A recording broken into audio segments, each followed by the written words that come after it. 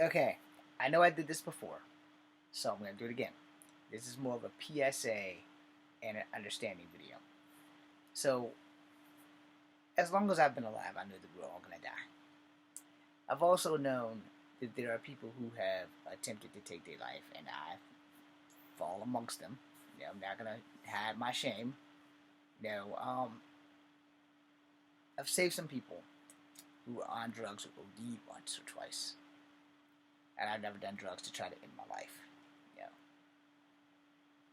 I've never cut myself. But there has been many a times where I woke up and asked God, why do you keep letting me live? There are days like that I still go through that shit, even though I'm in a good place now. Because you have to work on it.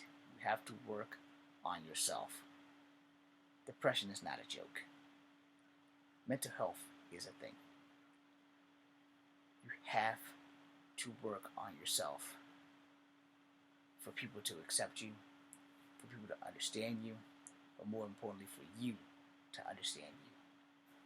And I say this as parting words before I go to bed because of the simple fact that it is a horrible thing for a person to take their life.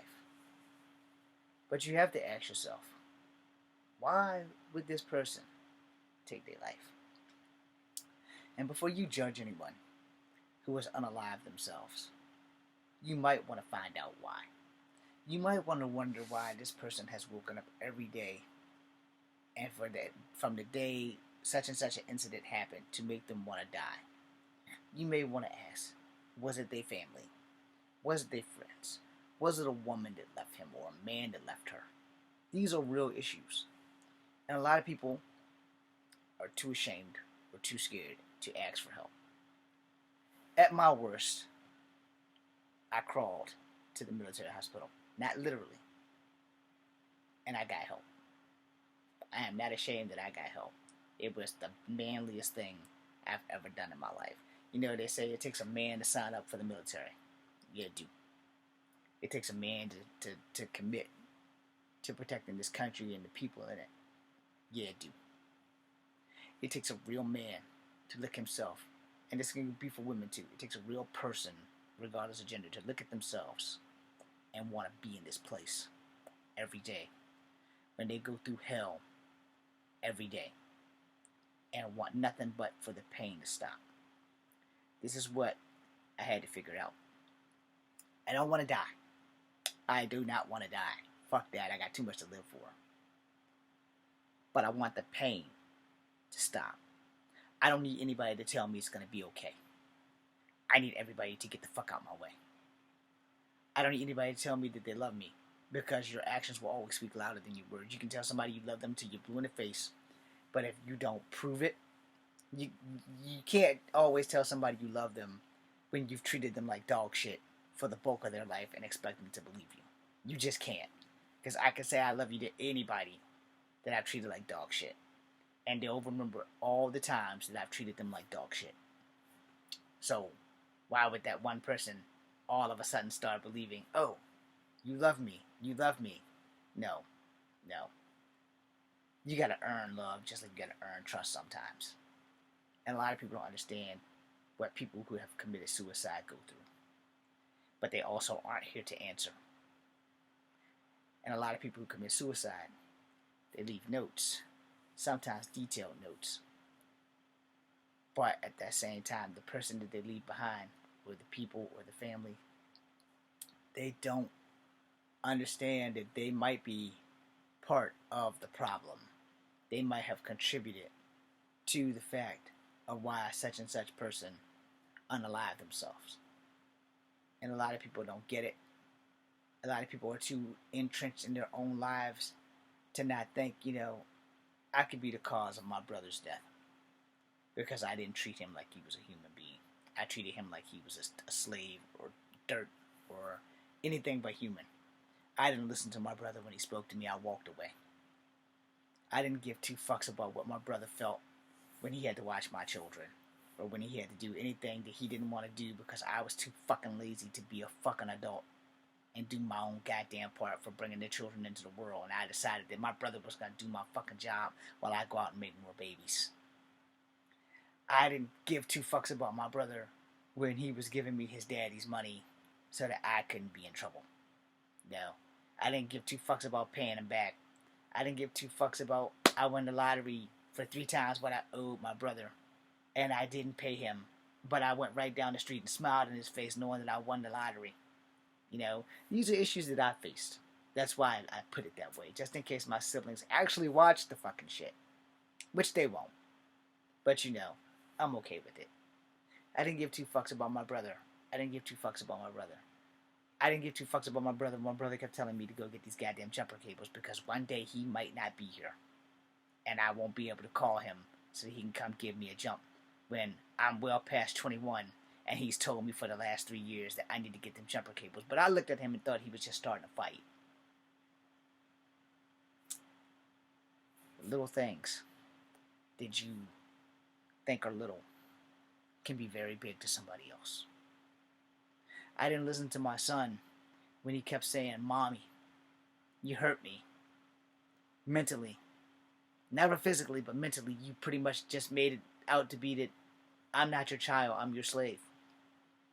All the children that you've had, all the children that you've made your child watch against his will, the career your child wanted that you insisted that he couldn't have because you much rather have your daughters be successful and have your son fail. That's the life I have. When I try to talk to my siblings, I'm going to do what I want. But they need something. Hey, can you come do this? Can you do that? Did I get you there? No, I did not. Click. Guess who shows up? The same motherfucker who they tell their children. Don't listen to him. He's stupid as fuck. But I might be stupid as fuck. But I made you who you are. I sacrificed my youth to make sure that you got what you needed, while I got nothing in return. Not a thank you, not a I'm sorry, not a I'm gonna do better, not I'm a man up, not I'm a woman up. No, none of that shit. So when you read about somebody who has mental illness or who dies from self-deletion, you need to ask yourself, what's their story? What could they possibly have gone through so bad in their life that they have decided to end their life? You will be surprised at the shit you learn about somebody when they die. And most of us, people who unalive themselves or have attempted to unalive themselves, we don't want to die. But we would be fucking grateful if that fucking pain would just stop. If someone who was causing the pain would take accountability and say, you know what, I'm not going to do this to you anymore. I'm not going to make you suffer anymore. I'm going to do my best to correct every mistake I've ever made. I'm going to do right by you before I leave this earth, so that you don't have to worry about not getting a chance to live your life anymore. Now, in my case, that shit ain't never going to happen. Because I know the people that I'm kin to. They ain't shit. They ain't never going to be shit. And they don't give a fuck if I live or die. You'll never meet a family more who doesn't want somebody to succeed than mine. Because here's that thing. You guys have been with me for however long you've been with me. Long enough for me to get 296 people. That's a lot. Granted, I got a bigger following on TikTok and IG. And I love y'all. Because at least y'all are here. I have tried to get people from Facebook, TikTok, and IG to come over. I have 3 of you from IG. And I have 1 of you who I know in my real life on this app. I talked to you the other day at my job because you were on a business meeting and I had to get your trash. So shout out to you. But this is that thing. No one in my personal life gives enough fucks about me to hear me when I say the things that I just said to all 296 of you. No one in my personal life does not give a fuck that I am in love with a woman who does not know I exist and I can't pursue her or a career because they keep dumping their kids on a parental unit who won't grow the fuck up and tell them she can't do it. But I gotta do it. Yet, they have healthy men in their relationships. Why I gotta give up my life to raise kids that ain't mine for another goddamn term when I did it the first damn time when the parental unit should not have kept having fucking kids herself. And the apple does not fall far from the tree if all the females except for 2 are doing the same damn thing. None of my siblings are reaching out to Tyler Perry and say, hey, Tyler Perry, Echo Fan Greywolf wants to be in a movie. How about you help him out? None of them are reaching out to Millennium Studios. None of them are finding studios here in Virginia to help me get work. But let one of them need a babysitter. Without question or remorse, they'll drop that damn child off here. They care two shits what my damn day has to deal with. Baby's here. Siblings are here. But I gotta take care of them. And no one says, we're sorry. No one says thank you. No one says, we're gonna help you get your acting career off the ground, Echo. We're gonna be there for you the way you've been there for us since you were 7 fucking years old, which you should not have had to do. You should have been able to grow up and live your life. But because we were born, and because we are as stupid as our parental unit, we do the same damn thing. But we won't even take accountability or acknowledgement of your suffering. But if we need money, or we need something to do, we come to you. But right behind your back, we talk out of both sides of our necks. Hi, I love you. Motherfucker, keep on talking all that fucking bullshit. Motherfucker, you can come give me a jump. 3 years in a row I've told you to get jumper cables. What happens if I die the next time you need to jump and I'm in the hospital having a heart attack and I'm on a fucking table flatlining? But because you didn't go get jumper cables, I died by myself. But you were too prideful to go get jumper cables. Or my favorite, well, I owe you the money, but now that you did, I ain't gotta pay your dumb ass. I got 4 family members that owe me money. A younger brother, a younger sister, 2 cousins. I'm not really worried about the money. But I did learn from this incident. They will never get another dime from me, now while I'm breathing. If my acting career was to take off tomorrow, and Disney was to give me a job, and it's like, here's what we're going to do. We want you. You're going to be Wyatt Wingfoot.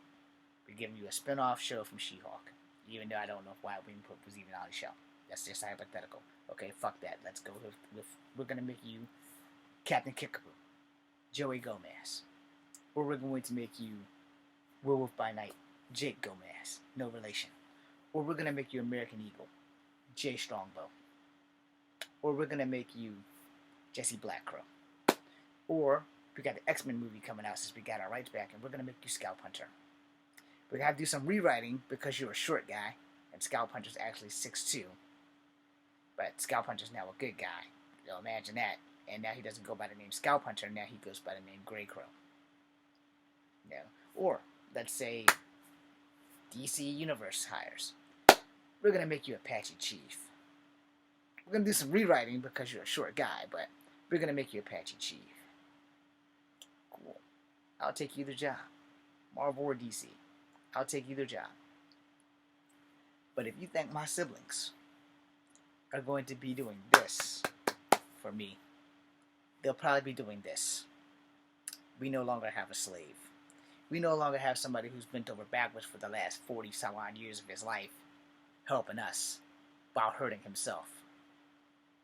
So trust me when I tell you, if anybody judges anybody for unaliving themselves, before you do that, before you pass judgment on a person who has unalived themselves, you need to ask, where did they come from?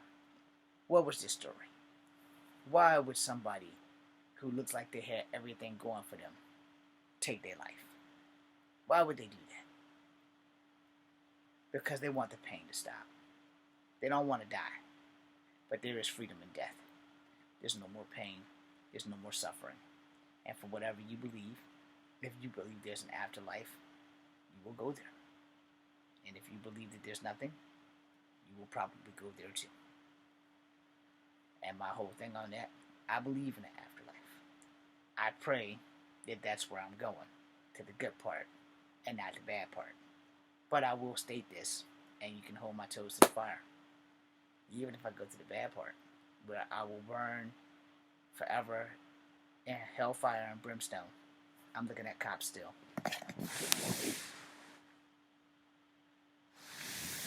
So even if I burn in hell for my afterlife, it will be a fuck ton better than what I've had in my actual life. Now, who knows? Tomorrow, I may be able to turn this whole thing around. I may be able to get that job with Marvel, get that job with DC. But you know what I won't be able to do? Get that job with Marvel or get that job with DC if I take my life. Now, believe me when I tell y'all, I got a whole lot to live for right now. I have more to live for than what most people have. And in 23 days, well, 22 days now, because it's almost midnight. Yeah, it's almost midnight. Still August the 1st. So, in 22 days, because in about like 5 seconds, it's going to be midnight. My birthday is 22 days away. Technically, it'll be 21 days, because today is the 1st, and I'll be turning 50 on the 23rd. There are so many things that can happen between now and my 50th birthday. And my life has nowhere to go but up. Nowhere to go but up. Nowhere to go but up. And I'm going to do everything I can to be successful and moving up versus going down. The first step I did was I changed my name. I stopped going by James Williams Jr. and started going by Echo Fang Grey Wolf. I'm filling myself out as a native on 9/9 because I am mixed native. So that's what I'm going to do. Now, many years ago, and I've said this before in an earlier video, not today, but months ago, when I had the Evan Almighty thing, and they were filming something else in North Carolina, and the native lady asked me why wasn't I down there, and I told her I didn't have a car. Had I been smart enough when I started this gig to use a Native American name, I probably would be working now. So now, we're doing that. Thank you guys for being here. I am sorry that I gave you 17 minutes of hell for a PSA. For anybody who's having mental issues, there are hotlines. Please call them. Even if you just want to talk for an hour. They are supposed to be free. I have a military hotline. And I have my doctor, Dr. Bishop, on speed dial. I'm good right now. I am great right now. In fact, I've actually never felt more mentally better in my life than I do right now. So even if I die in my sleep tonight, I know I'm in a good place. No, I didn't have a great life. I ain't gonna lie about that shit. I've never had a good day in my life. I've had good moments, but I've never had a whole entire good fucking day. Not as a child, not as a teenager, not as a fucking adult. Because my day insisted on me helping other people have better days and better lives than I have. And the only thing I got from them people is this middle finger. They don't give a fuck about me right now. They're not gonna give a fuck about me when I die. And I'm okay with that. I accepted that shit a long fucking time ago. But what I will say is this. If you are going through something similar, don't give up on you. Give up on them. And put yourself in the position where you can fix yourself first. After you fix yourself, after you get help, things will look a lot brighter. And now the real fight starts. Because this will be a fight you'll have to fight every day for the rest of your life. That being said, I am Echo Fang Grey Wolf. This is Comfort Number 2. Please keep your mental health in check. Be seeing you.